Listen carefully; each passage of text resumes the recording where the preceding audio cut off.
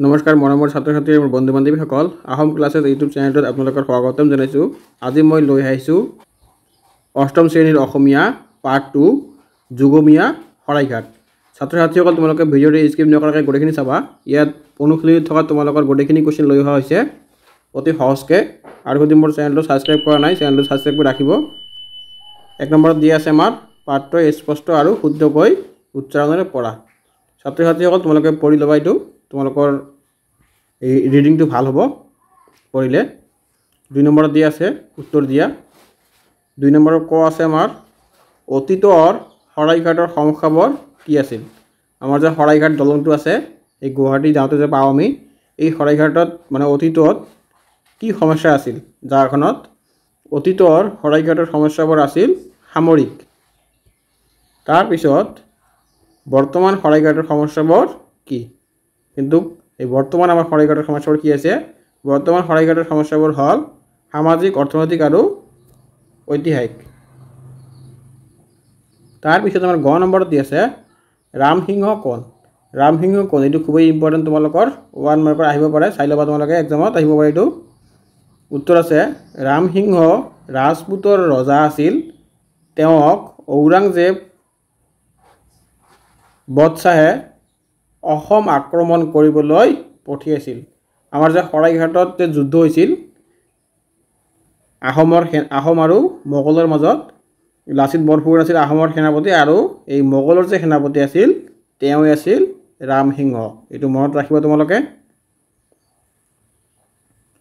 তাৰপিছত ঘ নম্বৰত দি আছে তেওঁ কিয় অসমলৈ আহিছিল। উত্তৰ আছে তেওঁ অসমখন আক্ৰমণ কৰি মোগলৰ দখললৈ আনিবৰ বাবে অসমলৈ আহিছিল। এই ৰামসিংহই ঔৰংজেবৰ নেতৃত্বত অসমখন আক্ৰমণ কৰিবলৈ আহিছিল মোগলৰ অধীনত দিয়াৰ কাৰণে। তাৰপিছত আমাৰ শৰাইঘাটৰ ৰণ কাৰ কাৰ মাজত হৈছিল। এইটো খুবেই ইম্পৰ্টেণ্ট, তোমালোকৰ 1 মাৰ্কত আহিবই।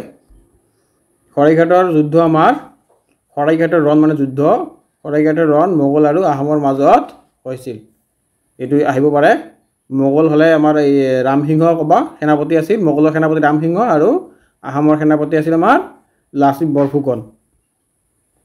তাৰপিছত লাচিতৰ অধীনত কিমান সৈন্য আছিল। উত্তৰ আছে আমাৰ লাচিতৰ অধীনত 1 লাখ সৈন্য আছিল। লাচিতৰ অধীনত আমাৰ 1 লাখ সৈন্য আছিল। 6 নম্বৰত দি আছে মোগলে নাৱেৰে সৈতে ধৰি ৰখা শৰাইঘটীয়া সেনাপতিজনৰ নাম কি। উত্তৰ দি আছে আমাৰ মোগলে নাৱেৰে সৈতে ধৰি ৰখা শৰাইঘাটৰ সেনাপতিজনৰ নাম আছিল কোঁৱা মিৰ্জা হাজৰিকা। তাৰপিছত মোগলৰ সেনাপতিক চৰাই খোজাৰ দায়ত লাচিত বৰফুকনে কাক লগাই থৈছিল। ইয়াৰ উত্তৰটো হ'ব মোগলৰ সেনাপতিক চৰাই খোজাৰ দায়ত লাচিত বৰফুকনে ৰামচৰণক লোৱা লগাই থৈছিল। 6 নম্বৰত দিয়া আছে আমাৰ ৰজা ৰামসিংহই বীৰ লাচিতক আফুগুটিৰ সহায়ত কি বুজাবলৈ গৈছিল। উত্তৰত দিয়া আছে আমাৰ ৰজা ৰামসিংহই বীৰ লাচিতক আফুগুটিৰ সহায়ত মোগল সৈন্যৰ বিশাল সংখ্যাৰ কথা বুজাবলৈ গৈছিল।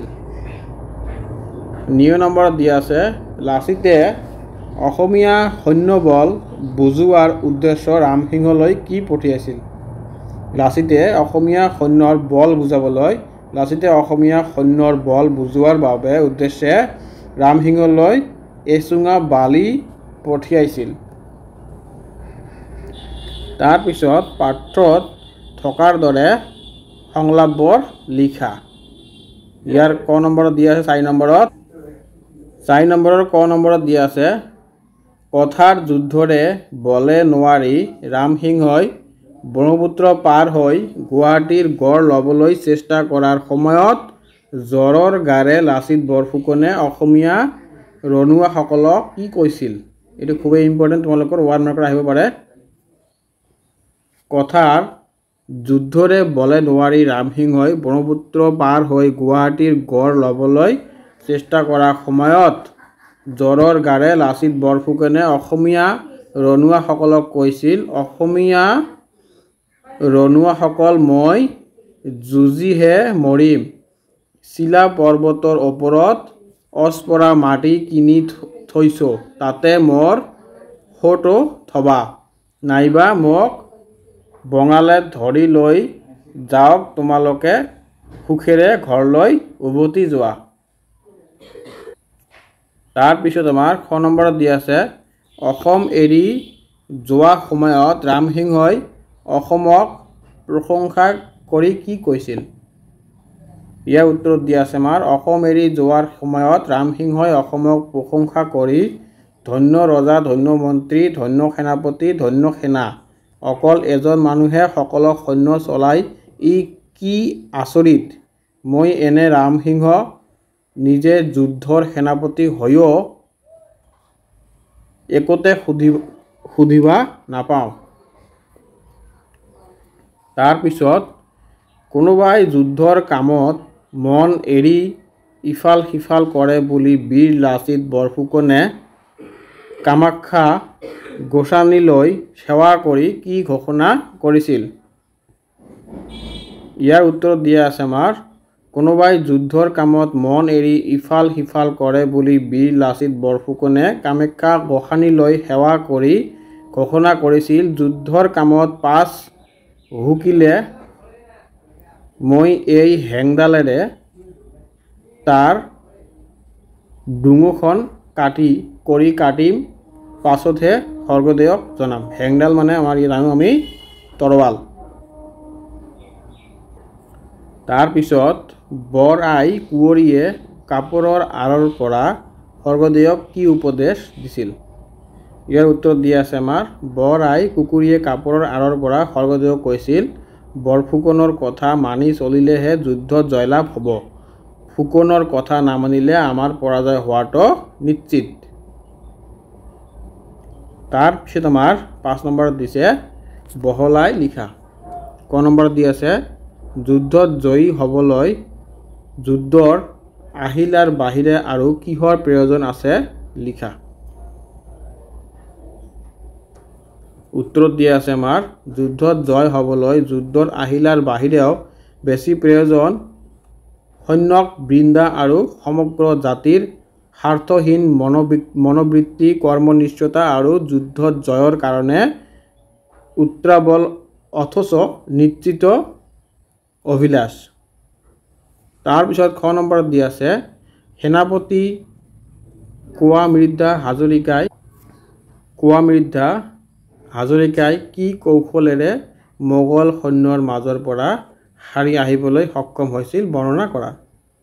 ইয়াৰ উত্তৰ দিয়া আছে আমাৰ, সেনাপতি কুঁৱামৃধা হাজৰিকাক মোগল নাৱেৰে সৈতে ধৰি আনন্দত মতলীয়া হৈ তেওঁক নাচিবলৈ ক'লে। চাৰিওফালে মোগলৰ নাও, মাজতে কুঁৱামৃধাৰ নাও। হাজৰিকাই ক'লে, মই নানাচিম, ঢোল মৃদংগ খঞ্জৰি নাই, তোমালোকে চাপৰি মাৰা। এইটো কৈছে মই নাচিম। নাৱৰ বৈঠাৰ পৰা হাত এৰি মোগল সৈন্যই চাপৰি মাৰিবলৈ ধৰিলে। কোঁৱাই নিজৰ নাও বৈঠাত টিপ দিলে, নাৱৰ মূৰ অসমীয়া নাৱৰ পোনে তোৱাললৈ নাচনৰ চেও দেখি বঙালৰ সৈন্য মচগুল হ'ল। এই গেছতে কোঁৱাৰ নাওখন উৎস কৰে আঁতৰি গ'ল। মোগলে বৈঠা মাৰি নাও ভিৰাই তেওঁক খেদিবলৈ জো-জা কৰোঁতেই অসমীয়াৰ নাও নিজৰ ঠাই পালেগৈ। তাৰপিছত গ নম্বৰত দি আছে আমাৰ, শৰাইঘাটৰ ৰণত অসমৰ বিজয়ৰ মূলতে থকা কথাবোৰ লিখা। শৰাইঘাটৰ ৰণত অসমৰ বিজয় হৈছিল যে ইয়াৰ কাৰণবোৰ লিখিবলৈ কৈছে আমাক। উত্তৰত দিয়া আছে, শৰাইঘাটৰ ৰণত অসমৰ বিজয়ৰ মূলতে আছিল সুচিন্তিত আঁচনি, বিচক্ষণ সংগঠন, শৃংখলামূলক আয়োজন, সুদৃঢ় নিয়মানুৱৰ্তিতা, বিপদত ধৈৰ্য, সংকট নিৰ্ভীকতা, অমূলে দুৰ্নীতি দমন, দেশৰ মংগল কাৰ্যত সম্পূৰ্ণ আত্মবিলোপ আৰু স্বাৰ্থত্যাগ আৰু আত্মকণ্ডলী ৰূপে বৃক্ষৰ গুৰিয়ে শিপায়ে ঢালে ঠেঙুলিয়ে উৎপাদন। 6 নম্বৰত দিয়া আছে আমাৰ প্ৰসংগ সংগতি দৰ্শাই বুজাই লিখা। ক নম্বৰত দিয়া আছে অগ্নি সৰ্প আৰু প্ৰলোভন এই তিনি একে ধৰণেৰে বিষাক্ত। ইয়াৰ উত্তৰত দিয়া আছে অগ্নি সৰ্প আৰু প্ৰলোভন এই তিনি একে ধৰণেৰে বিষাক্ত। উক্ত বাক্যশাৰী আমাৰ পাঠ্যপুথি অংকুৰণ অষ্টম ভাগ আৰু অন্তৰ্গত সূৰ্য কুমাৰ ভূঞাৰ দ্বাৰা ৰচিত যুগমীয়া শৰাইঘাট নামৰ পাঠটিৰ পৰা তুলি দিয়া হৈছে। অগ্নি সৰ্প আৰু প্ৰলোভন এই তিনিটাৰ দ্বাৰাই যে সৰ্বনাশ সংঘটিত হ'ব পাৰে তাকে বুজাবলৈ বিচৰা হৈছে। তাৰপিছত মোগলৰ সেনাপতি ৰামসিংহই আহোমৰ কটকী ৰামচৰণ আৰু নিমক লোভ লগাবলৈ ৰাজপুতনাৰ ফলৰ কাঠৰ চৰাইৰ নাচ দেখুৱাইছিল। তাৰপিছত আমাৰ খ নম্বৰত দিয়া আছে বাৰীৰ ভিতৰৰ পুখুৰী সিঁচোতে 8টা 10টা মানুহক শিঙিয়ে বিন্ধে। উত্তৰ দিয়া আছে আমাৰ বাৰীৰ ভিতৰৰ পুখুৰী সিঁচোতে 8টা 10টা মানুহক শিঙিয়ে বিন্ধে। উক্ত বাক্যশাৰী আমাৰ পাঠ্যপুথি অংকুৰণ অষ্টম ভাগৰ অন্তৰ্গত সূৰ্য কুমাৰ ভূঞাৰ দ্বাৰা ৰচিত যুগমীয়া শৰাইঘাট নামৰ পাঠটিৰ পৰা তুলি দিয়া হৈছে। ইয়াৰ উত্তৰত দিয়া আছে দেশ ৰক্ষাৰ বাবে কৰা যুদ্ধত যে কিছু লোকৰ প্ৰাণহানি হ'বই সেই সংক্ৰান্তে উক্ত বাক্যশাৰী উল্লেখ কৰা হৈছে। আলা বৈলৰ ৰণত একেদিনে 10,000 অসমীয়া সৈন্য নিহত হোৱাত লাচিত বৰফুকনে বৰ বেজাৰ পালে। স্বৰ্গদেৱে বিবেচনা নকৰাকৈ ৰণ কৰিবলৈ আদেশ দিয়াৰ কাৰণেই অসংখ্য সৈন্য নিহত হ'বলগীয়া হৈছিল। তাৰপিছত গ নম্বৰত দিয়া আছে আমাৰ সেয়েহে শৰাইঘাট নাই কিন্তু শৰাইঘাট আছে। উত্তৰত দিয়া আছে আমাৰ সেয়েহে শৰাইঘাট নাই কিন্তু শৰাইঘাট আছে। উক্ত বাক্যশাৰী আমাৰ পাঠ্যৰ অন্তৰ্গত সূৰ্য কুমাৰ ভূঞাৰ দ্বাৰা ৰচিত যুগমীয়া শৰাইঘাট নামৰ পাঠটিৰ পৰা তুলি দিয়া হৈছে। তাৰপিছত এতিয়া লাচিতৰ দিনৰ শৰাইঘাট নাই কিন্তু আন এখন শৰাইঘাট হ'লে আছে। এইখন শৰাইঘাটত সংঘবদ্ধ হৈ সদৌ অসমীয়া দেশ ৰক্ষাৰ মন্ত্ৰ একমুখী হোৱাৰ আৱশ্যকতা আছে। অতীতৰ শৰাইঘাটৰ সমস্যাবোৰ আছিল সামৰিক। এতিয়াৰ সমস্যাবোৰ হ'ল সামাজিক অৰ্থনৈতিক ৰাজনৈতিক আৰু ঐতিহাসিক। অসমৰ সমস্যাৰ অন্ত নাই আৰু অন্ত নপৰে। এক শ্ৰেণীৰ সমস্যাৰ সমাধান হ'লে আন শ্ৰেণীৰ সমস্যাৰ মূৰ দাঙি উঠিব। এয়াই হৈছে অসমৰ জাতীয় জীৱনৰ চিৰন্তন পটভূমি। তাৰপিছত আমাৰ ঘ নম্বৰত দিয়া আছে আফুগুটি পঠিয়াইছা পাতত পিহিলে পানী হ'ব। ইয়াৰ উত্তৰ দিয়া আছে আমাৰ আফুগুটি পঠিয়াইছা পাতত পিহিলে পানী হ'ব। উক্ত বাক্যশাৰী সূৰ্য কুমাৰ ভূঞাৰ দ্বাৰা ৰচিত যুগমীয়া শৰাইঘাট নামৰ পাঠটিৰ পৰা তুলি দিয়া হৈছে। লাচিত বৰফুকনলৈ এটোপোলা আফুগুটি পঠিয়াই দিছিল। তেতিয়া লাচিত বৰফুকনেও ৰামসিংহলৈ এচুঙা বালি পঠিয়াই কি পঠিয়াইছিল যে তোমালোকে আফুগুটি পঠিয়াইছা যি পটাত পিহিলে পানী হৈ যাব, কিন্তু আমাৰ সৈন্যৰ সংখ্যাও সৰহ আৰু যাৰ মনোবল বালিৰ নিচিনা টান, অৰ্থাৎ সহজে গুৰি কৰিব নোৱাৰি। এনেদৰে বীৰ লাচিতে ৰামসিংহক প্ৰত্যুত্তৰ দিছিল। 9 নম্বৰত দিয়া আছে আমাৰ এই সমস্যাবোৰৰ ভাল ৰূপে সমাধান নহ'লে অসমৰ অস্তিত্বলৈ টনাটনি হ'ব। উত্তৰত দিয়া আছে আমাৰ উক্ত বাক্যশাৰী আমাৰ অসমীয়া পাঠ্যপুথি অংকুৰণ অষ্টম ভাগৰ যুগমীয়া শৰাইঘাট নামৰ পাঠটিৰ পৰা তুলি দিয়া হৈছে। পাঠটিৰ লেখক হ'ল সূৰ্যকুমাৰ ভূঞা। তাৰপিছত আছে আমাৰ ইয়াত বছৰি বানপানীৰ দুৰ্যোগ, খৰাং বতৰৰ দুৰ্যোগ, মাৰি মৰক, ভূমিকম্প, ওচৰ চুবুৰীয়া জাতিবৃন্দৰ লগত লেনদেন, বিশ্ব জগতৰ লগত যোগাযোগ আৰু চলাচল ব্যৱস্থা, মানুহৰ কুপ্ৰবৃত্তি দমন আৱশ্যকতা, শিক্ষা বিষয়ক বিবিধ প্ৰশ্ন আৰু শাসন কাৰ্যৰ সুচাৰু সম্পাদন এনেধৰণৰ সমস্যা চিৰকাল অসমৰ গাত লাম্বি আছে আৰু লাম্বি থাকিব।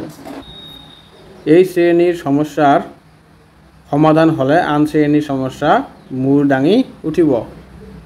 তাৰপিছত আমাৰ 8 নম্বৰত দিয়া আছে তলৰ শব্দবোৰৰ উদাহৰণত দেখুওৱাৰ দৰে সন্ধি ভাঙি কি সন্ধি হ'ব নাম লিখা। ইয়াতে কিছুমান সন্ধি দিয়া আছে, এইবিলাক সন্ধি ভাঙি কি সন্ধি হ'ব এইটো নাম আমাক ক'ব লাগিব। যেনেকুৱা দিয়া আছে পৰীক্ষা, পৰিযোগ ইচ্ছা, পৰীক্ষা এইটো হ'ব আমাৰ হৰ সন্ধি। দৈনিক দিয়া আছে দিন যোগ ইচিক আছে, ইয়াত এনচাৰটো হ'ব ব্যঞ্জন সন্ধি। তাৰপিছত নৰেন্দ্ৰ আছে, নৰ যোগ ইন্দ্ৰ আছে, এইটো হ'ব হৰ সন্ধি। উল্লেখ আছে আমাৰ ইয়াত উদ্যোগ লেখ হ'ব, এইটো হ'ব ব্যঞ্জন সন্ধি। তাৰপিছত আছে সংযম, সমযোগ যম হ'ব, এইটো হ'ব ব্যঞ্জন সন্ধি। মহাৰ্ঘ আছে ইয়াত, মহাযোগ অৰ্ঘ, এইটো হ'ব হৰ সন্ধি। তাৰপিছত আছে আমাৰ উজ্জ্বল, উদ্যোগ জল হ'ব, এইটো হ'ব ব্যঞ্জন সন্ধি। তাৰপিছত আছে আমাৰ মুনীন্দ্ৰ, মুনিযোগ ইন্দ্ৰ, এইটো হ'ব আমাৰ হৰ সন্ধি। ইত্যাদি আছে, ইতিযোগ আদি হ'ব, এইটো হ'ব হৰ সন্ধি। তাৰপিছত আছে আমাৰ ইয়াত প্ৰত্যেক, প্ৰতিযোগ ইক হ'ব ইয়াত হৰ সন্ধি, প্ৰতীক হৰ সন্ধি হ'ব এইটো। মহাত্মা আছে আমাৰ ইয়াত, মহান যোগ আত্মা, এইটো হ'ব হৰ সন্ধি। নিশ্চয় আছে, নিজ যোগ ছয়, বিসৰ্গ সন্ধি। সঞ্চয় আছে, সমযোগ ছয়, এইটো হ'ব আমাৰ ব্যঞ্জন সন্ধি। তাৰপিছত আছে আমাৰ ইয়াত নয়ন, নে যোগ অন, এইটো হ'ব হৰ সন্ধি। উদ্ধাৰ আছে, উদ্যোগ ধাৰ হ'ব, এইটো ব্যঞ্জন সন্ধি। তাৰপিছত আছে সম্ৰাট, সমযোগ ৰাধ হ'ব ব্যঞ্জন সন্ধি। উন্নতি আছে, উদ্যোগ নীতি হ'ব ব্যঞ্জন সন্ধি। দুৰ্নীতি আছে, দুৰ্যোগ নীতি হ'ব বিসৰ্গ সন্ধি। দেৱালয় আছে, দেৱযোগ আলয় হ'ব হৰ সন্ধি। তাৰপিছত হিমালয় আছে, হিমযোগ আলয় হৰ সন্ধি। বিদ্যালয়, বিদ্যাযোগ আলয় হৰ সন্ধি। তাৰপিছত হাৰানন, স্বৰযোগ আনন, হৰ সন্ধিটো হ'ব। সতীশ হ'ব, সতীযোগ ইশ, এইটোও হৰ সন্ধি হ'ব। তাৰপিছত আছে দুধ চিন্তা, দুধ যোগ চিন্তা, এইটো হ'ব আমাৰ বিসৰ্গ সন্ধি। শিৰোচ্ছেদ, শিৰোযোগ ছেদ, এইটো হ'ব আমাৰ বিসৰ্গ সন্ধি। জগন্নাথ, জগযোগ নাথ, এইটো হ'ব আমাৰ ব্যঞ্জন সন্ধি। উচ্ছৃংখল, উদ্যোগ শৃংখল, এইটো হ'ব ব্যঞ্জন সন্ধি। তাৰপিছত আছে আমাৰ আশাতীত, আশাযোগ অতীত, এইটো হৰ সন্ধি। যথাচিত, যথাযোগ উচিত, এইটো হ'ব হৰ সন্ধি। ৰামায়ণ, ৰামযোগ অন, এইটো হ'ব আমাৰ হৰ সন্ধি। 9 নম্বৰত দিয়া আছে এতিয়া আমাৰ তলত দিয়া বিশেষ্য পদবোৰৰ বিশেষণ ৰূপটো পাঠত আছে বিচাৰি উলিওৱা। ইয়াত হৈছে আমাৰ উত্তৰ দি আছে কোনটো বিশেষ পদ আৰু বিশেষণ পদ। যেনেকৈ যুগ আছে আমাৰ বিশেষ পদ, যুগটো যুগমীয়া কৰিছে, এইটো হৈ গ'ল বিশেষণ পদ। ঠিক তেনেদৰে অসমটো আছে আমাৰ বিশেষ পদ, অসমটো অসমীয়া কৰি বিশেষণ পদ লৈ গ'লোঁ। তাৰপিছত ছেম এনেকুৱা মতলটো আছে বিশেষ পদ, মতলীয়া আমি বিশেষণ লৈ কনভাৰ্ট কৰিব পাৰোঁ। যোগান, জগনীয়া, শৰাইঘাট, শৰাইঘাটীয়া, ইতিহাস, ঐতিহাসিক। তাৰপিছত সমৰ, সামৰিক, সামৰ, সামৰিক, অৰ্থনৈতিক, অৰ্থনৈতিক, অৰ্থনীতি, অৰ্থনৈতিক, ৰাজনীতি, তাৰপিছত ৰাজনৈতিক, সমাজ, সামাজিক। তাৰপিছত আছে আমাৰ ইয়াত ক নম্বৰৰ বিশেষৰ পৰা বিশেষণ। যেনেকুৱা আছে গাঁও, গাঁৱলীয়া, নগৰ, নগৰীয়া, তাৰপিছত চহৰ, চহৰীয়া, পাহাৰ, পাহাৰীয়া। তাৰপিছত মিছা, মিছলীয়া, ঘৰ, ঘৰুৱা, ৰণ, ৰণুৱা। তাৰপিছত আছে আমাৰ ইয়াত বন, বনৰীয়া, খৰ, খুকুৰা, খক, খুকুৰা। তাৰপিছত পাম, পামুৱা। তাৰপিছত খ নম্বৰত বিশেষণৰ পৰা বিশেষণলৈ নিয়া। ইয়াত দি আছে সৰলতা, সৰল, নম্ৰতা, নম্ৰ, ভদ্ৰতা, ভদ্ৰ, সত্যতা, সত্য, মিত্ৰতা, মিত্ৰ, দুষ্টালি, দুষ্ট, টেঙাৰালি, টেঙৰ, ধূৰ্তালি, ধূৰ্ত, ধিটিঙালি, ধিটিঙা। তাৰপিছত ভালৰি, ভাল। 10 নম্বৰত দি আছে আমাৰ তলত উল্লেখ কৰা সমস্যাৰাজি যুগমীয়া শৰাইঘাট পাঠৰ সহায়ত চমুকৈ লিখা। 1 নম্বৰ ৰাজনৈতিক, সামাজিক, অৰ্থনৈতিক আৰু ঐতিহাসিক। এইবিলাক আমাৰ শৰাইঘাটৰ বৰ্তমানৰ সমস্যা আৰু প্ৰাকৃতিক। 14 নম্বৰত দিয়া আছে আমাৰ শৰাইঘাটৰ দলঙৰ উত্তৰ পাৰ আৰু দক্ষিণ পাৰত থকা দুজন বীৰৰ প্ৰতিমূৰ্তি আছে। সেই বীৰ দুজন কোন কোন, তেওঁলোকৰ বীৰত্বৰ কাহিনী লিখা। ইয়াৰ উত্তৰত দিয়া আছে আমাৰ শৰাইঘাটৰ দলঙৰ উত্তৰ পাৰ আৰু দক্ষিণ পাৰত থকা বীৰৰ প্ৰতিমূৰ্তি দুটা হ'ল চিলাৰায় আৰু লাচিত বৰফুকন। 15 নম্বৰত দিয়া আছে চিলাৰায় দিৱস কি তাৰিখে পালন কৰা হয়। এইবিলাক খুবেই ইম্পৰ্টেণ্ট 1 মাৰ্কৰ কাৰণে তোমালোকৰ চাই ল'বা। চিলাৰায় দিৱস আমাৰ 1 ফেব্ৰুৱাৰীত পালন কৰা হয়। তাৰপিছত আমাৰ লাচিত দিৱস কিমান তাৰিখে পালন কৰা হয়। লাচিত দিৱস আমাৰ 14 নৱেম্বৰত পালন কৰা হয়। গ নম্বৰত দি আছে আমাৰ চুকাফা দিৱস বা অসম দিৱস কেতিয়া পালন কৰা হয়। 2 ডিচেম্বৰত আমাৰ চুকাফা দিৱস বা অসম দিৱস পালন কৰা হয়। তাৰপিছত 16 নম্বৰত আছে ৰচনা লিখা। ক নম্বৰত দি আছে অসমৰ প্ৰাকৃতিক দুৰ্যোগ। ছাত্ৰ ছাত্ৰীসকল এইবিলাক খুবেই ইম্পৰ্টেণ্ট তোমালোকৰ অসমীয়াৰ কাৰণে আহিব পাৰে। এইটো একদমত অসমৰ প্ৰাকৃতিক দুৰ্যোগৰ বিষয়ে ৰচনা। উত্তৰত দি আছে প্ৰথমে আৰম্ভণি প্ৰাকৃতিক দুৰ্যোগ নিজে নিজে হয়। প্ৰাকৃতিক দুৰ্যোগৰ ফলত আমাৰ বহুত অসুবিধা হয়। প্ৰাকৃতিক দুৰ্যোগ বহুতো আছে, যেনে ভূমিকম্প, বানপানী, ভূমিস্খলন, তাৰপিছত গৰাখহনীয়া আদি। তাৰপিছত আছে আমাৰ ইয়াত ভূমিস্খলন। নেৰানেপেৰাকৈ বৰষুণ দি থাকিলে ওখ ঠাইৰ পৰা যি গছ গছনি মাটি উখহি পৰে তাকে ভূমিস্খলন বোলে। ভূমিস্খলন প্ৰাকৃতিক দুৰ্যোগ আৰু মানুহৰ ফলতো হয়। পাহাৰীয়া অঞ্চলত মানুহে মাটি কটা বা গছ গছনি ধ্বংস কৰাৰ ফলত ভূমিস্খলন হয়। তাৰপিছত বানপানী। প্ৰতি বছৰে বানপানীৰ ফলত অসমৰ মানুহ, ঘৰ দুৱাৰ, ৰাস্তা ঘাট, খেতি পথাৰ লগতে জীৱ জন্তুৰ প্ৰাণ নাশ হয়। বাৰিষা বৰষুণৰ ফলত বানপানী হোৱাৰ সম্ভাৱনা থাকে। বানপানী হ'লে আমাৰ বহুতো অসুবিধা হয়। বানপানীয়ে অসমৰ জ্বলন্ত সমস্যা। তাৰপিছত আছিলে আমাৰ ভূমিকম্প। ভূমিকম্প এটা ভয়াৱহ প্ৰাকৃতিক দুৰ্যোগ। ভূমিকম্প সাগৰত হয়। ভূমিকম্প হ'লে বহুত অট্টালিকা ধ্বংস হয়। ভূমিকম্প হ'লে মেজ বা বিচনাৰ তলত খুঁটিত ধৰি থাকিব লাগে। তাৰপিছত আছে আমাৰ ইয়াত গৰাখহনীয়া। গৰাখহনীয়া নদীৰ গতিপথৰ কাষত মাটি খহাই নিয়ে। গৰাখহনীয়া বোলে। দুয়োপাৰত হোৱা গৰাখহনীয়াৰ ফলত নৈপৰীয়া মাটিৰ পৰিমাণ কমি আহে। বানপানী হৈ যোৱাৰ পাছত নৈ গৰাখহনীয়াৰ মাত্ৰা বৃদ্ধি হয়। সামৰণি। অসমৰ এই প্ৰাকৃতিক দুৰ্যোগসমূহৰ পৰা কিছু সতৰ্ক হ'লে ৰক্ষা পাব পাৰি, যদিও কিছুমান দুৰ্যোগে এতিয়াও দুৰ্ভোগ ভোগাৰ আছে। 70 নম্বৰত দি আছে আমাৰ এতিয়া চমুটোকা লিখা। ক নম্বৰত দি আছে স্বৰ্গদেউ চক্ৰধ্বজ সিংহ। এইবিলাক খুবেই ইম্পৰ্টেণ্ট, তোমালোকৰ 2 মাৰ্কছ 3 মাৰ্কছ আহিব পাৰে। জয়ধ্বজ সিংহৰ মৃত্যুৰ পিছত তেওঁৰ ভাতৃয়ে চক্ৰধ্বজ সিংহ নাম লৈ 1663 চনত সিংহাসনত উঠে। চক্ৰধ্বজ সিংহই এগৰাকী দেশপ্ৰেমী, সাহসী আৰু স্বাধীনচিতীয়া মনৰ লোক আছিল। জয়ধ্বজ সিংহৰ দিনত আহোম মোগল পৰতীয়া হৈ পৰিছিল, কিন্তু চক্ৰধ্বজ সিংহৰ দিনত লাচিত বৰফুকনক আহোমৰ সেনাপতি পাতি মোগলৰ বিৰুদ্ধে অভিযান চলোৱাৰ নিৰ্দেশ দিয়ে। লাচিতে মোগলক পৰাভুক্ত কৰি জয়দুৱাৰ, ইটাখুটি, পাণ্ডু, উত্তৰ গুৱাহাটী দখল কৰে যদিও 1669 চনত আলাবৈ ৰণত মোগলৰ হাতত 10,000 আহোম সৈন্য নিহত হয়।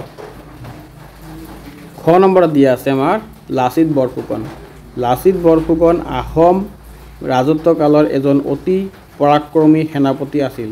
তেওঁৰ পিতাকৰ নাম আছিল মোমাই তামুলী বৰবৰুৱা। লাচিত বৰফুকনৰ দিনত মোগল আৰু আহোমৰ মাজত বিখ্যাত শৰাইঘাটৰ ৰণ সংঘটিত হৈছিল। অসীম পৰাক্ৰমে যুঁজি লাচিতে মোগলক হেৰুৱাই অসমক বিজয়ী কৰিছিল। এই যুদ্ধত বীৰ লাচিত বৰফুকনে মোগলক বাধা দিবলৈ আমিন গাঁৱত ৰাতিৰ ভিতৰতে এটা গড় নিৰ্মাণ কৰিবলৈ নিজ মোমায়েকক দায়িত্ব দিছিল। কিন্তু গড় বন্ধাৰ কামত গাফিলতি কৰাৰ কাৰণে লাচিতে দেশতকৈ মোমায়েক ডাঙৰ নহয় বুলি মোমায়েকক কাটি দুচুৱা কৰিছিল। ব্ৰহ্মপুত্ৰৰ উত্তৰ পাৰে মোমাই কটা গড় মহাবীৰ লাচিত দেশ প্ৰেম নিৰ্দেশ হৈ আজিও আছে। তাৰপিছত আছে আমাৰ ইয়াত ৰামসিংহ। ৰামসিংহ অম্বৰ ৰজাৰ ৰজা আছিল। মোগল সম্ৰাট ঔৰংজেবৰ আদেশত তেওঁ অসম আক্ৰমণ কৰিবলৈ আহিছিল। 1669 খ্ৰীষ্টাব্দত মোগল সম্ৰাট ঔৰংজেবে ৰামসিংহক বহুত সৈন্য সামন্ত দি অসম জয় কৰিবলৈ পঠাইছিল। 1670 খ্ৰীষ্টাব্দত সংঘটিত হোৱা শৰাইঘাটৰ যুদ্ধত আহোম সেনাপতি লাচিত বৰফুকনৰ হাতত ৰামসিংহ পৰাজিত হৈছিল। ছাত্ৰ ছাত্ৰীসকল, মই ভিডিঅ'টো ইয়াতে শেষ কৰিলোঁ। তোমালোকে যদি ভিডিঅ'টো ভাল লাগিছে চেনেলটো ছাবস্ক্ৰাইব কৰি ৰাখিবা আৰু তোমালোকৰ ইয়াৰ পৰাই এক্সামত গোটেইখিনি কমন পৰিব। এইখিনি কুৱেশ্যন পৰিলে তোমালোকৰ ছাফিচিয়েণ্ট হৈ যাব আৰু বেলেগ কিতাপ পঢ়িব নালাগে। ধন্যবাদ।